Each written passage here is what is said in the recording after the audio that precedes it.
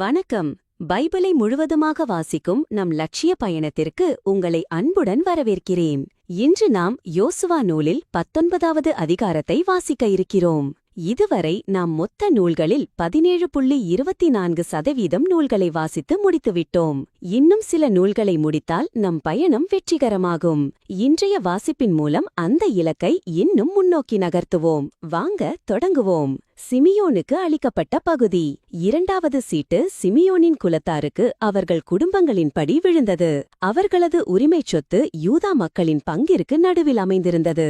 அவர்களுக்கு உடைமையான நகர்கள் பேயேர்செபா, சேபா, மோலாதா, அச்சர் Shual, பாலாயட்சேம், எல்தோலகு, பெத்துல், ஓர்மா, சிக்லாகு, பெத்மர்கபோத்து, அச்சர் Susa, பெத்லாவாவோத்து, சாருகன் ஆக 13 நகர்களும் அவற்றின் சிற்றூர்களும் என்க. ஐன், ரிம்மோன், எக்தேர், ஆசான் ஆக 4 நகர்களும் அவற்றின் சிற்றூர்களும் என்க. இவைகள் அன்றி தெற்கே இராமாது எனப்படும் பாகலாத் பேயர் வரை உள்ள நகர்களும் அனைத்தும். இதுவே சிமியோன் குலத்தாருக்கு அவர்கள் குடும்பங்களின்படி கிடைத்த உரிமைச் சொத்து. சிமியோன் குலத்தாருக்கு உரிய பங்கில் யூதா மக்களுக்கு ஒரு பகுதி. யூதா மக்களுக்கு ஏராளமான உடைமை இருந்தது.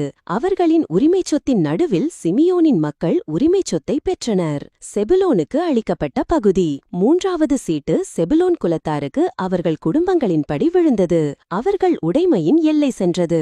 அவர்களது எல்லை மேற்கே மரியலாவுக்கு ஏறி தபாசேத்துக்கு வந்து யோக்னயாமுக்கு எதிரில் உள்ள ஓடையை தொடகின்றது. சாரிதிலிருந்து கதிரவன் உதிக்கும் கிழக்கு பக்கம் திரும்பி கிஸ்லோத்து தாபோரையும் தாபராத்தையும் நோக்கிச் சென்று யாப்பியாமேல் ஏறுகிறது. அங்கிருந்து கிழக்காக காத்கேபேரையும் இத்தகாச்சினையும் ரிம்மோனையும் கடந்து சென்று நேயா பக்கம் வளைகிறது. மேலும் இவ்வெல்லை வடக்கில் அன்னாத்தோனை சுற்றுகிறது. இது இஃப்தாவேல் பள்ளத்தாக்கில் முடிவடைகிறது. கட்ராத்து, நகலால், சிம்ரோன், இதாலா, பெத்லகேம் ஆக 12 நகர்களும் அவற்றின் சிற்றூர்களும் என்க. இந்நகர்களும் அவற்றின் சிற்றூர்களுமே செபுலோன் மக்களுக்கு அவர்கள் குடும்பங்களின்படி கிடைத்த உரிமைச் சொத்து. இசக்காருக்கு அளிக்கப்பட்ட பகுதி. 4வது சீட்டு இசக்காரின் மக்களுக்கு அவர்கள் குடும்பங்களின்படி விழுந்தது. அவர்களது எல்லை இஸ்ரியல், கெசுலோத்து, சூனேம், அப்பாராயும், சீயோன், அனகராத்து, இரப்பீத்து, கிசியோன், எபசு, இரமேத்து, ஏன்கண்ணிம், ஏன்கத்தா, பெத்பசேசு என்பவையே.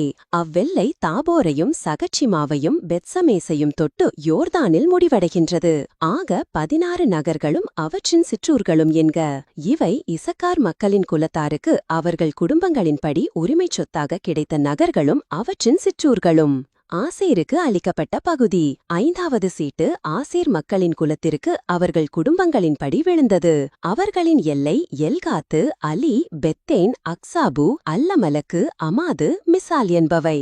மேற்கு பக்கம் கர்மேலையும் சகோர் லிப்னாத்தையும் தொட்டு கிழக்கு பக்கம் திரும்பி பெத்தாகோன் சென்று செபுலோன் இஃப்தாவேல் பள்ளத்தாக்கையும் பெத்தேமக்கு நெகியேலுக்கு வடக்காகத் தொட்டு காபூலில் இடப்பக்கம் திரும்புகிறது.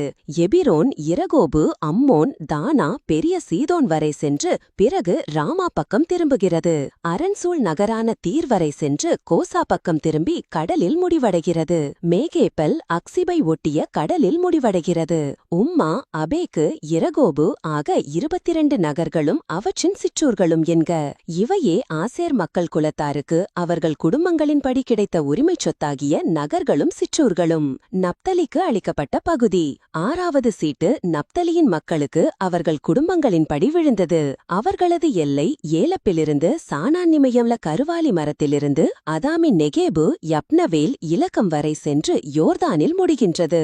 பிறகு அவ்வெல்லை மேற்கில் அசனோத்து தாபோர் பக்கம் திரும்புகிறது. அங்கிருந்து உக்கோகில் வெளியேறுகிறது. தெற்கே செபுலோனையும் மேற்கே ஆசேரையும் கிழக்கில் யோர்தானையும் எல்லையாக கொண்டுள்ளது. அரண்சூழ் நகர்கள் சித்திம், சேர், அம்மாத்து, இரக்காத்து, கினரேத்து, அதாமா, ராமா, ஆட்சோர், கெதேசு, எதிரேயி, ஏன் ஆட்சோர், ஈரோன், மிக்தலேல், ஓரேம், பெத்தனாத்து, பெத்சமேசு ஆக 19 நகர்களும் அவற்றின் சிற்றூர்களும் என்க. இவை நப்தலியின் குலத்தாருக்கு அவர்கள் குடும்பங்களின்படி உரிமைச் சொத்தாக கிடைத்த நகர்களும் சிற்றூர்களும். தானுக்கு அளிக்கப்பட்ட பகுதி. 7வது சீட்டு தான் மக்களின் குலத்தாருக்கு அவர்கள் குடும்பங்களின்படி விழுந்தது.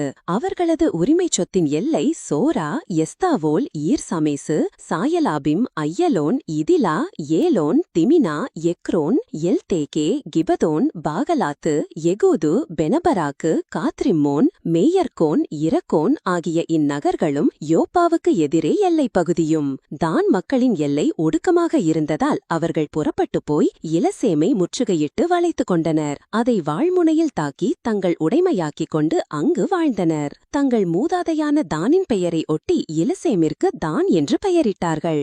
இந்நகர்களும் அவற்றின் சிற்றூர்களும் தான் மக்களின் குலத்தாருக்கு அவர்கள் குடும்பங்களின்படி கிடைத்த உரிமைச் சொத்து. நாட்டுக்கு எல்லை வகுத்து அவரவர்களுக்கு உரிமைச் சொத்து பிரித்து கொடுத்த பின் நூனின் மகன் யோசுவாவுக்கு இஸ்ரேல் மக்கள் தங்கள் நடுவில் உரிமைச் சொத்து அளித்தனர். எப்ராயிம் மலைநாட்டில் அவர் கேட்ட நகரான தின்னதத் செராவை ஆண்டவரின் கட்டளைப்படி அவருக்கு கொடுத்தனர். அவர் அந்நகரை கட்டி எழுப்பி அதில் வாழ்ந்தார். இவ்வாறு குரு எலையாசர், நூனின் மகன் யோசுவா, இஸ்ரேல் குலங்களின் முதுபெரும் தலைவர்கள் ஆகியோர் இவைகளை இஸ்ரேல் மக்களின் குடும்பங்களுக்கு உரிமைச் சொத்தாக சீலோவில் ஆண்டவர் முன்னிலையில் சந்திப்பு கூடார வாயிலில் திருவுளச்சீட்டு போட்டு உரிமையாக்கி நாட்டின் தங்கீட்டு பணியை நிறைவு செய்தனர். நாம் 1189 அதிகாரங்களில் 206 அதிகாரங்களை நிறைவு செய்துவிட்டோம். இன்னும் சில அதிகாரங்களை வாசித்தால் முழு பைபிளையும் முடித்து விடுவோம். நாளை அடுத்த அதிகாரத்தை பார்க்க சந்திப்போம். நாள்தோறும் இந்த பயணத்தில் நீங்களும் பங்கேற்றால் பைபிளை முழுமையாக வாசித்து முடிப்போம். இது நம் வாழ்க்கையிலும் ஆன்மாவிலும் பெரிய மாற்றத்தை ஏற்படுத்தும். இந்த பயணம் உங்களுக்கு நம்பிக்கையையும் சமாதானத்தையும் கொடுத்தால் இந்த வீடியோவை லைக் செய்யவும் சப்ஸ்கிரைப் செய்யவும் மறக்க வேண்டாம். பகிர்ந்து மற்றவர்களையும் இந்த பயணத்தில் சேருங்கள். மறக்காமல் வாருங்கள்.